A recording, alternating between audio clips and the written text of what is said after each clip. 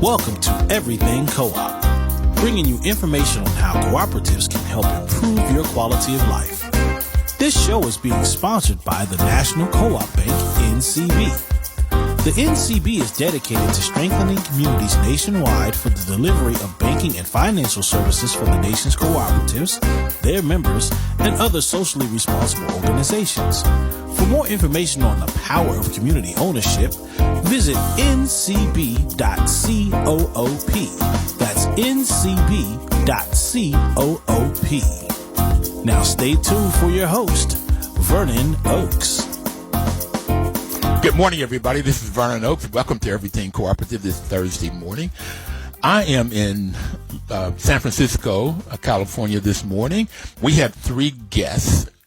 Dr. Judith Hermanson is in Washington, D.C. Dr. Isaac Nyamongo is in Kenya. And Leah Lucas is in Guatemala. Got it right? Okay. So we're up here to talk about some research that they have done around the world to look at what we've been talking about for 7.5 years on this program. And that is that we've constantly said that co-ops help people to improve their quality of life. We've said that over and over and over again, and they went about to prove it scientifically, and this is what we're going to talk about today. Good morning, everybody. Good morning. Great. Good morning. Dr. Hermanson, can I call you Judith? Please call me Judith. Okay. And Dr. Isaac, can I call you Isaac? Please go ahead and call me Isaac. Okay. And Leah, I'll call you Leah. I don't see a doctorate in front of your name. There's none in front of my name. But anyway, it's Judith, Isaac, and Leah on with us this morning. So, Judith, I'm going to start with you. What is this research, and why did you try to do it? What is it? Well, first, it's great to be here with you, Vernon, and really have a chance to speak with everybody about this. We're really excited about the research. It's just what you said. We know intuitively that co-ops are good for people, but we wanted to see if we could prove it. So that was our hypothesis, and we did it in 4 countries. 4 countries.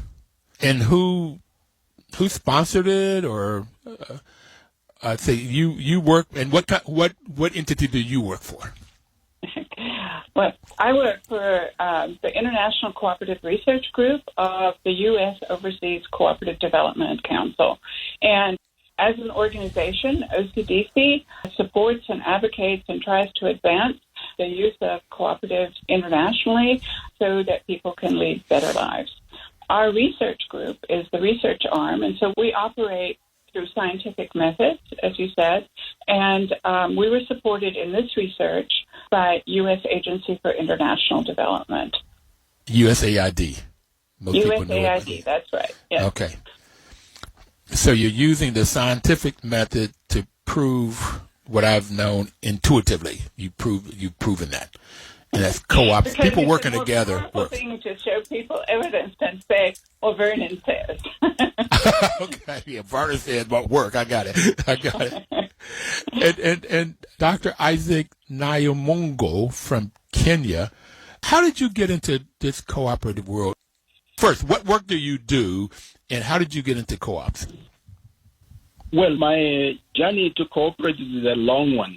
Way back from when I was a young boy growing up in rural Kenya, I remember I used to take, milk from our, small dairy farm to the cooperative. We used to pluck tea, take it to the buying centers, pyrethrum, which is used to manufacture mosquito repellents, take it to the buying center, cooperatives.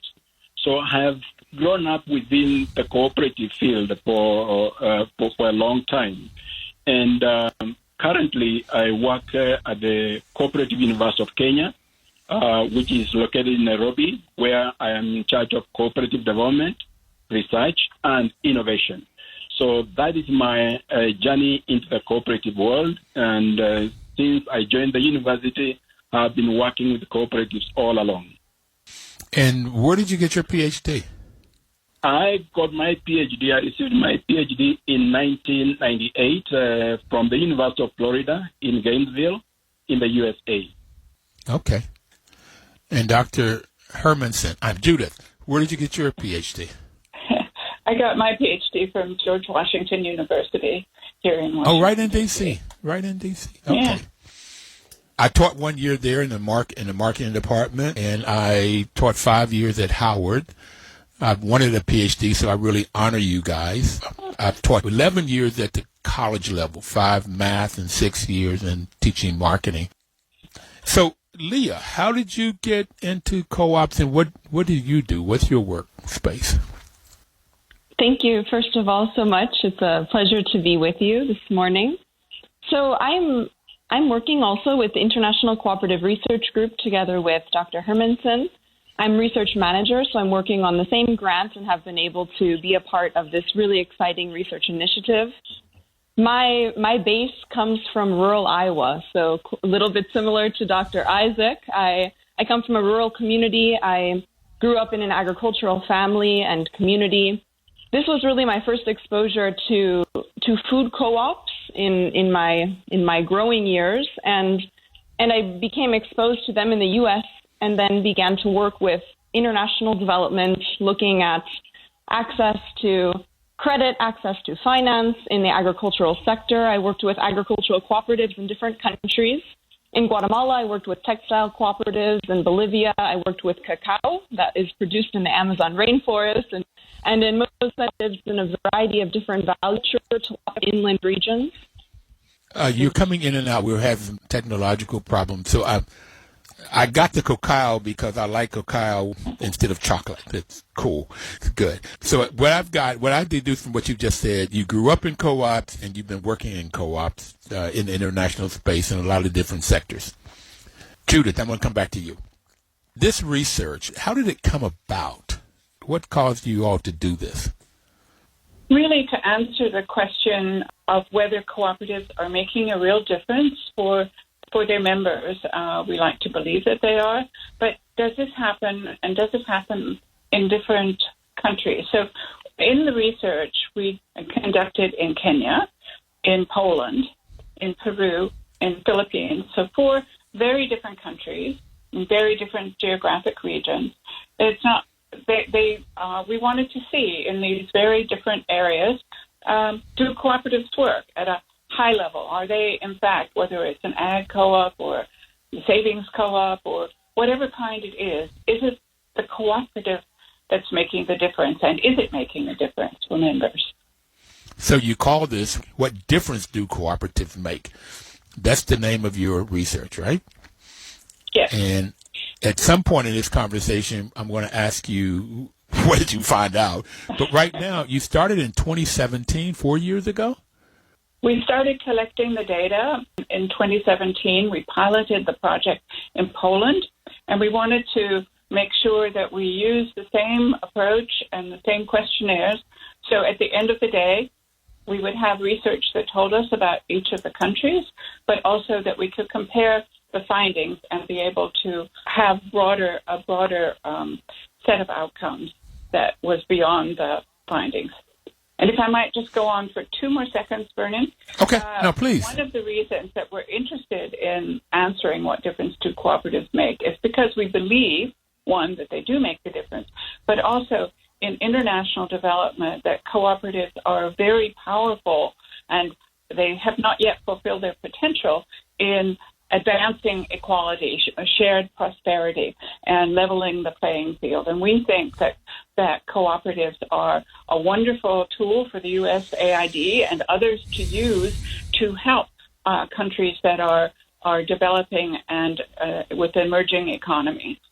So, Judith, I want to challenge you here a minute. I'm African American, and I have it that cooperative work, shared prosperity, helping people to have social prosperity, financial prosperity in the black community in the U.S., in the brown communities in the U.S., in native communities in the U.S. We don't really have to go all the way to international developing countries because we have a lot of poverty here in the U.S. So I have it that what you're doing internationally can also work here for policymakers. What do you think about that?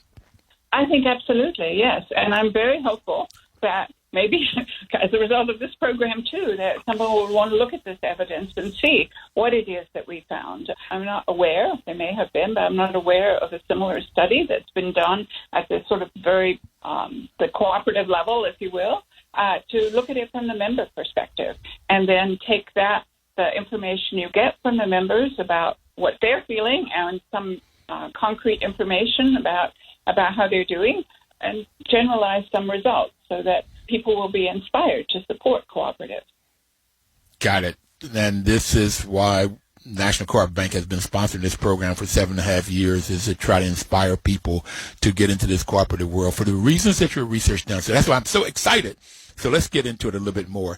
Dr. Isaac in Kenya, can you tell us a little bit about Kenya, the economy, how many people are there, what's going on in Kenya? What's the numbers? Yes, thank you, Vernon. Kenya has a population of just over 50 million people. That is based on the latest census data. And the ratio between men and women is roughly 50-50, with a GDP of about 163, this is gross, $1 billion. That is a 2017 estimate.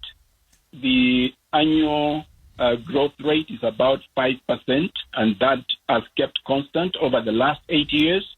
So those are the statistics that we have in the country. The unemployment is quite high, relatively at about 40% unemployment rate, and we have a large youth population in the country compared to the older population.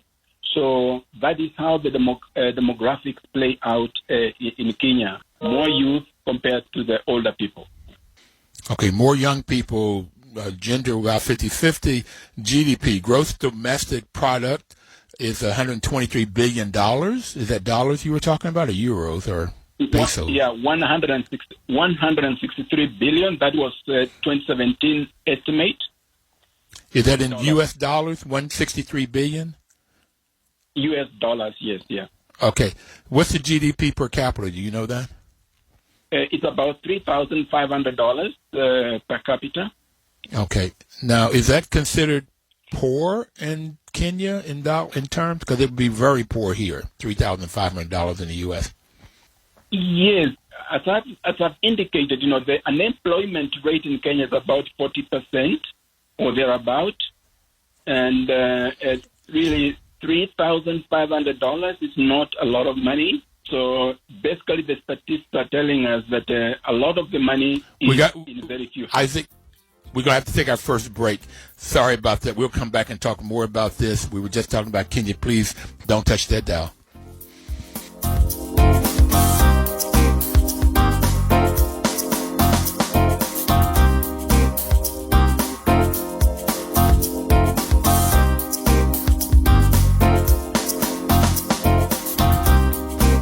Information is power. This is why WOL makes a great partner for this show. The idea is to give you information about the cooperative business model. If you use the information, that's where you get the power. It's power by itself in the information. No, it's not power by itself. It's when you strike a match to it, get into action, and we'll talk more about that. Before we took break, we were talking to Isaac about Kenya. And I want to go back. I got GDP is $163 billion, men and women about 50-50, about 50 million people, annual growth rate of 5% for the last 8 years, which is awesome. Unemployment of 40%, that's the one that stuck me.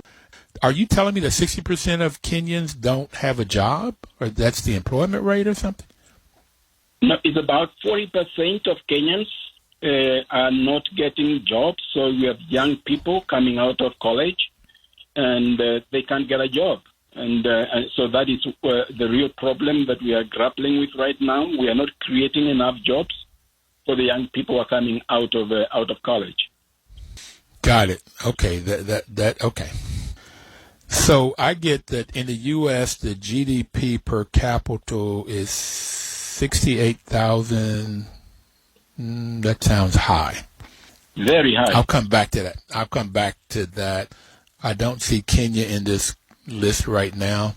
but you're saying about $3,000, $3,500 is the GDP per capita. I was just trying to get a sense for people, for me and for people out there. Yeah, it says 2017 estimate, Kenya, $3,500. We're in the U.S., it's $68,000 is the GDP per capita in the U.S., $68,300. Okay, so I'd say with 40% unemployment, with that low GDP, you have a lot of poverty in Kenya. So I want to switch over and ask, thank you for that, Isaac. Leah, what was your role in this research? What did you do besides, I don't know, read and talk to Judith about what she's doing? What did you do? Yes, so I'm happy to share where I joined in and when I joined into this project. So as Judith mentioned, this has been a 4-year ongoing project. It was done in a sequential manner, so one country would come after the next and the same methods would be implemented. So I came in at the period of time where we were planning for a really exciting part of the research, which is bringing the results to the countries and creating this high-level policy dialogue. So this was my first really introduction and involvement in the research project. This was planning the Peru policy dialogue, and this was last year in October. And so it's important to sort of explain why we do this. And this research and the methodology is quite innovative and empowering in multiple ways. As Judith mentioned, we are asking members what difference cooperatives make to them. We're putting the words are coming from their mouths, and this is what our research is seeking. In addition, we are not solely asking the members and then taking their stories back to HQ or back to DC and writing up a nice blog post or a nice report about them, but rather we're taking that information back to the field, engaging high-level policymakers in different economic sectors in the countries and able to sort of parse out those findings and ask ourselves and ask together, what do these findings mean for that country, for that locale? And so this was my start. And of course, I've been involved in many phases of the research, but I wanted to highlight these two very empowering elements of the methodology that we're very proud of. Vernon, I think that what Leah said is just fantastic, and it goes back to what you opened this segment with. Information is power, but only if you use it. And so we really strive for that engagement. So, Judith, I was going to come to you, too. Thank you for that. And if Kenya has a GDP of $3,500, when you're talking to those members, were they above that in terms of their dollar amount of what they brought in? Did you just ask them for their words so you get a qualitative response, or did you go look at any kind of numbers, quantitative, to get the difference? Were they above or below that $3,500 in Kenya? Yeah. Generally speaking, they were above. If you are in Kenya, as in the other countries, and you're a member of a cooperative, you're more likely to be, using research language here, not every single person, of course, but on the whole, co-op members have higher than average incomes in each of those countries and are also less likely to be poor or very poor. And we did do numbers. Can I get into the research methodology here? Please, absolutely. We did a scientific sample of cooperative members that represented the different parts of each country, as well as the different sectors in which cooperatives are active. And then we did a comparison group of people in those communities who are not members of cooperatives. So that's the first level of comparison that we did. And then we triangulated the outcomes of those answers to the survey with national statistics. So we had sort of two checks on that. We looked at it in terms of the co-op members and the non-co-op members, and then we validated that or triangulated it with the national statistics. Okay. I'm glad you got into that. And just the little numbers that I in looking at this, I saw in Kenya, for example, you had 765 cooperative members in your study group and 257 women in your study group. A total of 1,022. And almost all of them, all countries, had approximately 1,000 people in your study group. And then in your non-member group, in Kenya, you had 659 men, 348 women, and another 1,000 people. So you're comparing 1,000 members with 1,000 non-members is what you're doing. That's correct, yes. And you're asking both of them the same questions? Exactly.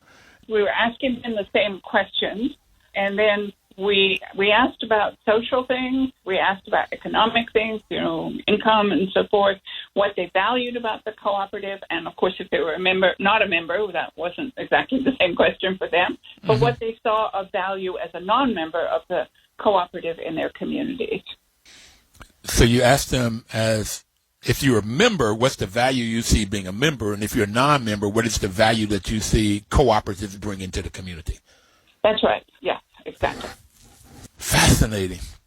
Okay, I think I want to get my PhD in this. This work you're talking about is great. I started a PhD in math way back a long time ago in 1969, and then I ended up for a master's, and I started another one in marketing at GW.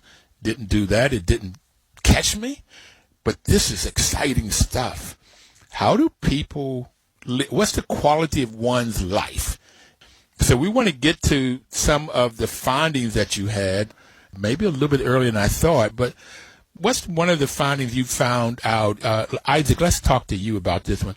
In Kenya, in terms of quality of life, what did you find out for members versus non-members, members of co-ops versus non-members of co-ops? Yes, Vanna, let me just give you some background to the cooperatives in Kenya. Okay. Kenya as a country is ranked number 1 in Africa in cooperatives, and overall is ranked number 7 in the world globally. We have 23,000 cooperatives, 23,000, and about 7,000 of those are agricultural cooperatives. About 16,000 of those are non-agricultural cooperatives. So cooperatives play a really important role in members' lives in Kenya.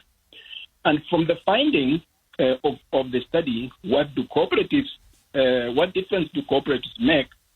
What we see is that members overall have better income compared to non-members and are less likely to be poor. So less likely to what? Less likely to be poor. Okay. Okay. Yes. So really, that is a very high-level, finding. We also found out that beyond just income, being a member of a cooperative brings about better sense of overall well-being. So we are not just looking at money, but we are looking at, a sense of well-being. We are looking at financial security. We are also looking at, a sense of well-being within the community. So that is what was one of the other findings. The other finding that we get from this study is that when you zero in on women members, we found out that women members gain independence from cooperative membership. So they get their voice, they have leadership opportunities, they have training, they get support. So it's not just that, being a member of a cooperative, you have better income, but you also found out that if you are a woman and you're a member of a cooperative, there is a greater chance that you will gain independence. We got to stop there, Isaac. We got to stop there and take our second break, and we're going to come back and talk more about the findings in Kenya and in other countries and what this means for the U.S. We'll be right back. Please don't touch that dial.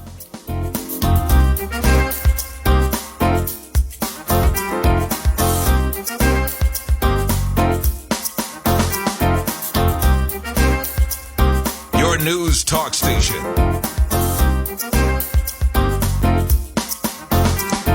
Welcome back, everybody. This is Vernon Oakes, and the program is Everything Cooperative. We have Dr. Judith Hermanson, who's the director of International Cooperative Research Group, Leah Lucas, who works for that same group, and Dr.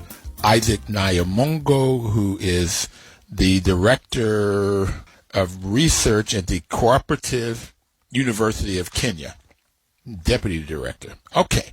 And we've been talking a lot. Right before we took the break, Isaac told us three things. You got better incomes if you're a member of a co-op. You're less likely to be poor. You have a better sense of well-being. And if you're a woman, you get your independence. And I want to break that down a little bit more. Judith, can you spend a little bit of time doing a comparison just on that first, and economic indicators are motivating factors for why people join and remain in a cooperative? What did you find out in that across the countries? What was amazing was that in these four very different countries, there was a pattern that most people, and this probably didn't need to do the research to find this out, but we validated it, join for economic reasons. They believe it's going to give them some economic advantages. And they stay for those reasons as well, as mentioned, higher incomes and greater financial security. But they also tend to stay for social reasons. And we looked at the social dimension as well. Do the cooperatives, with their principles about concern for community and continual learning and so forth, does this support the members? Do they value it? And we found that they did. And comparing that with the non-members, they're much more likely to be trusting of their neighbors. They're much more likely to have greater social networks and greater resilience as measured by access to resources and support within the cooperative community. So just real quickly, you talked about two of the cooperative principles. You threw them real quickly. The fifth principle is education, training, and information. So you constantly get that. And the seventh one is concern for community. And there are five others. We won't go into those right now. But the principles of co-ops is what makes co-op work, and having better income and a better social wealth. Okay. And Leah, being a woman, growing up in co-ops, what did you find interesting about women? Isaac just said that women had more independence. What did you find out about that in the research? What struck you as important about that? Well, I would say that my first exposure to cooperatives as a vehicle for women's economic empowerment was in Guatemala. And Guatemala is a country that has a really robust, rich cooperative sector that is having very impressive impacts on women's empowerment. So working with women's cooperatives in Guatemala was, I guess, that first kind of contextual understanding of the impacts that it's having on real lives of individuals, and the way in which women who are members of cooperatives are able to increase their independence because they now have a source of income.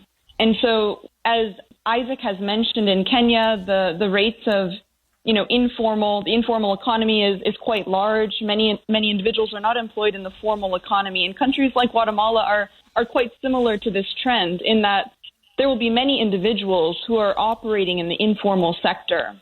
Cooperatives are offering these individuals an opportunity to transition to formal economy and be able to make a living that is a little bit more robust, more secure. It's not only a living that they are independently needing to find, but instead they're able to do this in a collaborative community with their neighbors, with their family, with their friends. And so it's offering them a social protection, both in an economic sense with their very livelihood, but also in a social sense, because the cooperative is facilitating this social capital. It's facilitating greater trust, and it's creating these robust communities that have double benefits: an economic benefit that is very powerful and life-changing, not only for the women, but for their families, for the next generation, and also the opportunity for them to have another crutch in times of economic need. Great. In times of economic need, that gets to my next question I want to ask Isaac. Isaac, how did co-ops help people when they thought they were going to go to there's going to be an economic downturn? Or if there was an economic downturn, how did people in co-ops fare, which differently from people that were not in co-ops? Yes, Vernon, one thing we need to understand, particularly about cooperatives in Kenya, is that, and this is, similar in other countries, in that cooperatives give people greater bargaining power, because you have all your products together in one pool, and therefore you can bargain for higher returns. And therefore, the cooperatives, as it were, they also provide marketing avenues of product. So if you are in a cooperative, you are more likely to bargain for better prices, but also you're more likely to have a larger market share. So these together help, members to cope better with, economic challenges. When there's an economic downturn, the cooperatives kind of like form act like a buffer for the members. So they are not able to, suffer as much loss compared to those who are not members. Okay. So they're much better off in economic downturns and therefore feel a lot better. Now, I also did you find anything about savings? Did savings increase for members versus non-members? Judith or Leah, who wants to answer that? Yeah, I would say, just piggybacking on what Isaac was saying as well, that the co-ops, what we found in our research was that the co-ops offer an economic safety net, if you will, from their own savings, and it sort of follows naturally, I suppose, or a question you're asking, Vernon, that if you have a higher income, you're more likely to be able to save. And then there's also the social aspect, the support of the co-op and your social network, so that you can group together, you can find different ways to build your own resilience in the case of an economic downturn. And then often co-ops will have, whether they're savings and credit unions or other kinds of co-ops, might have a loan mechanism. And so, because they do character lending, and because people are members of that community and they're known, they're able to access those resources, whereas somebody who is not a member might have to go and deal with a bank who never really met them before, and that sort of thing. So there's at least those three dimensions that co-op members have in an economic downturn. One, their economic power. Two, their social network. And three, their access to resources. Wow, and that's great. And listen, before you go, Isaac, you mentioned a term I'd like for you to expound on a little bit more, Judith, and that's character lending. What is character lending? Because here I hear of you got to go and look at your credit score. What's character lending?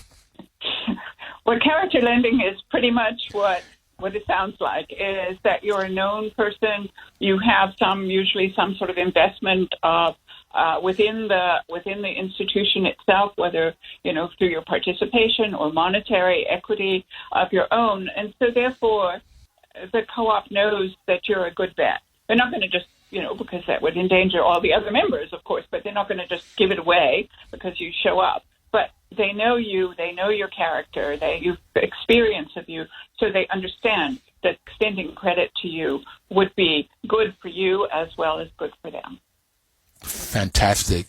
Isaac, you were going to add something to that? Yes, Vernon. And I just want to pick up from where Judith has left it. Character lending, implying that, if you are a member of a financial cooperative, what we call in the U.S. credit unions, and you want to get a loan from your cooperative, one of the things is that you are going to get that loan at a lower interest rate compared to what is in the market, what you find in the open market. Therefore, as a member of a cooperative, you end up saving more because you are borrowing more and paying at a lower interest rate. So the burden that, then you carry as a member of a cooperative is much less compared to if you are to take the same amount of money from the open market. So I think that is how also cooperatives, then especially financial cooperatives, come in to cushion their own members. Yes, and we've had several people in the U.S. where co-op started in 1905, credit unions are 1920 with 5 people putting up $10 each, and they have $1 billion worth of assets, and there's that character lending. But, Judith, I've never heard it called that. I've deduced that from I know the person, so now I have a term to go with it, so that's why I wanted to go back to it. It's like, yay, I'm learning here. Thank you. So we have better incomes, less likely to be poor, social well-being, better sense of well-being, and women are more independent. Did you do anything on happiness? And let me give you a little context. I had a lady in from Finland on the show 2017, about when you started this project. And she said that Finland was a country that had more co-ops per capita normally than anybody else. And that year, the UN called them the happiest people in the world, Finland. And I asked her why. And I was shocked when she said, because people belong to co-ops. And it seems to make sense when you say, yeah, I have better income, I'm less likely to be poor, I have a better well-being, and women in particular, independent and feeling quality and having voice. Did you do anything with happiness? And if not, maybe that's the future. We didn't, Vernon. We didn't measure happiness per se, but like what you just said, we believe that if you have this great sense of well-being and you feel more financially secure and you're supported in your community and you feel that and you're not worrying so much about the next dollar, that will contribute to your happiness. But we didn't study it in a scientific way. Okay. So maybe we'll hook up with the UN and find out how they're doing that. And I think there were 21 different variables they looked at. I love this. I grew up in Bluefield, West Virginia, with a working poor family, and it was always more month than money, or borrowing from Peter to pay Paul. So the things that you're talking about here with better income, less likely to be poor, better sense of well-being, and then this voice and having independence is phenomenal. So what I want to talk about next and going into the next segment is I have it that there are 6 pandemics we're working with around the world. We all know about COVID-19. There's the racism, which we've seen a lot in America. We see it all around the world. There is the poor economy, which is we're seeing in the U.S., but from Kenya, it seems like it's poor economy all the time with 40% unemployment. You have in the U.S. People shooting each other, guns, I find as a pandemic, and then we have climate change all around the world. And then I say that in the cooperative world, we have the 5th principle, education, training, and information, but sometimes it seems like some people don't know that, and they have stupidity, and I think that's the 6th one. And with all of these pandemics that we're dealing with, how can co-ops better help us build back better? Now, I don't know what you looked at in yours, of which one of these, but that's what I want to talk about is future. How can we take this data, get it to the politician, get it to the people in power that can make decisions, and overcome this COVID-19, which has uncovered a lot of the other pandemics, poor health, poor housing, racism. So we only have a minute to go, so I would suggest we think about that one, and we'll come back and talk about it. And I want to give a shout out to the National Co-op Bank right now because they have supported us for the last 7.5 years since the beginning, not only financially, but they've been there to help us with encouraging us to continue to do this. We'll be right back, everybody, to see how do we use this study to help us in the future to build back better. We'll be right back. Please don't touch that dial.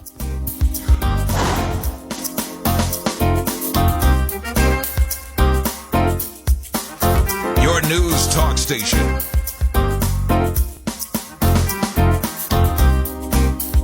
Welcome back, everybody. This is Vernon Oaks. The program is Everything Cooperative.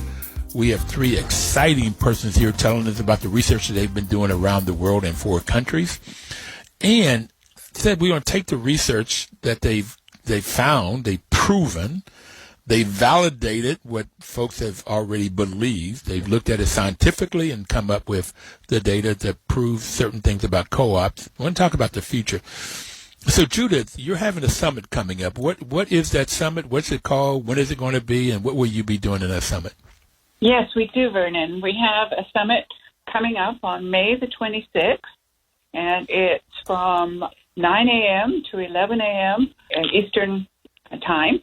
And we are going to take that opportunity to share the data that we've been sharing with everyone today as well, and to hear from the people in each of the countries that we have studied, and that's Kenya, Peru, Philippines, and Poland, hear from thought leaders, cooperative leaders, and cooperative members to hear directly from them, 1, what this research means for them, and 2, how they can take it forward to strengthen cooperatives in those countries.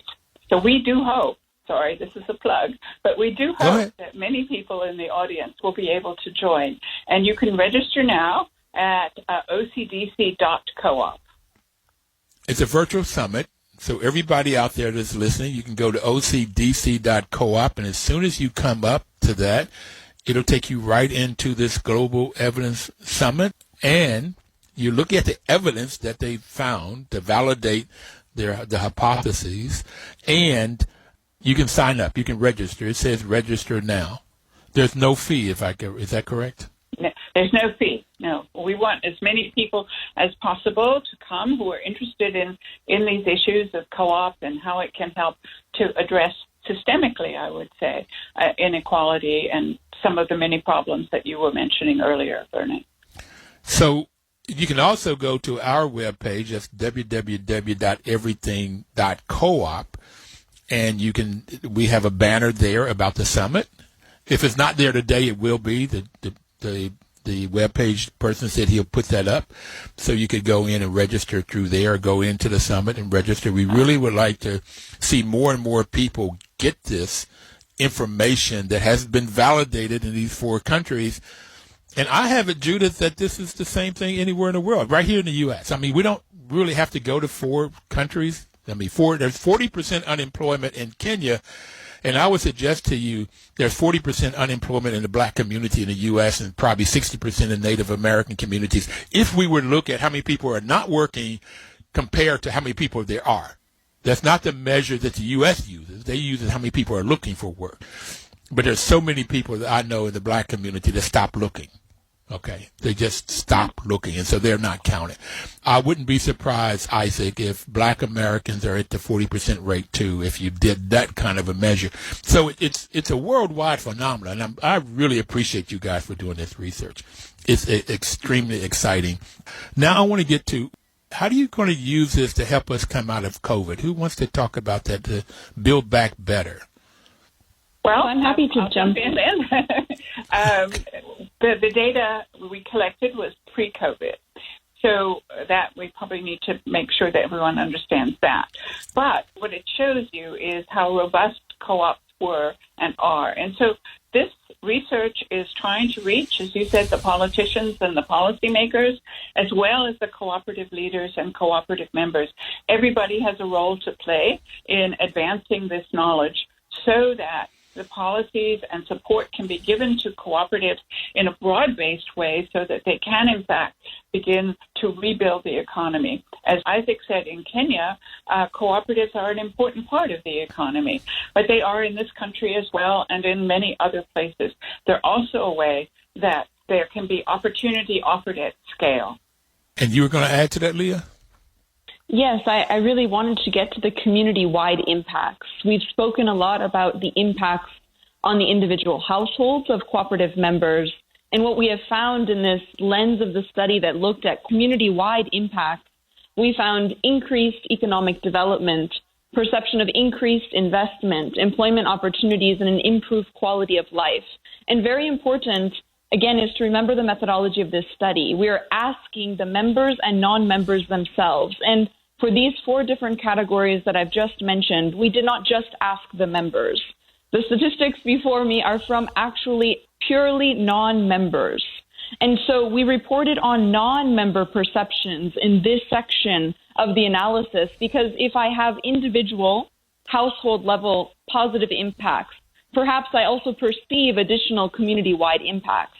But if I'm not a member of a cooperative and I'm simply a member of the community, as this sample group that we asked, and they still see widely a majority of these individuals are acknowledging the positive impact that cooperatives are having on their community. So I think that this research that we found, yes, pre-COVID, as Judith has mentioned, is powerful in the sense that it provides us with a model that works. And as we are taking on the greatest challenge of building back a more inclusive economy that is also facilitating well-being and health of communities, we have a model that works. We can implement this model. We can connect it to financing, as Judith has mentioned, and we will have a powerful solution that can change lives. Co-ops are good for members. Co-ops are good for communities. Co-ops are good for members. Co-ops are good for communities. And Franklin Delano Roosevelt used co-ops coming out of the Great Depression. Okay, That's right. So he in housing and rural electric co-ops and credit unions, he used co-ops a lot. And I think we'll see how we can get Biden and Harris to use co-ops to help us come out of this economic COVID-19, racism, blah, blah, blah, pandemics that we're having now, because it plays the role for everything you've already proven. Isaac, where do you see co-ops going in Kenya? Where do you see the future for co-ops in Kenya? Yes, you know what, Vernon, I started by giving some demographic statistics about Kenya, and I did indicate that the ratio between men and women is about 50-50. However, when you look at the cooperatives themselves, the women members represent less than 40% in cooperatives. They represent less than 40% of employees in cooperatives. And yet, what our study has shown is that where women belong to cooperatives, they do well, far much better, in fact, than men. Now, yes. The issue we need to ask ourselves is, in the case of Kenya, what is the role of cultural barriers? We did not get a chance to talk about this. But women are limited in terms of accessing, for example, land. In the case of agricultural cooperatives, women have limited access to education.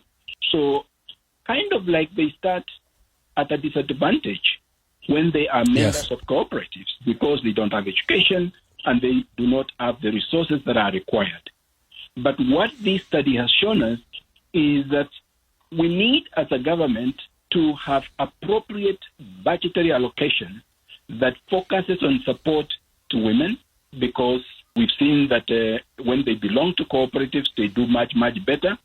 And we know that when we support women financially and develop them financially, their success is not just the individual success. It's the success of the family. It is the success of the whole community.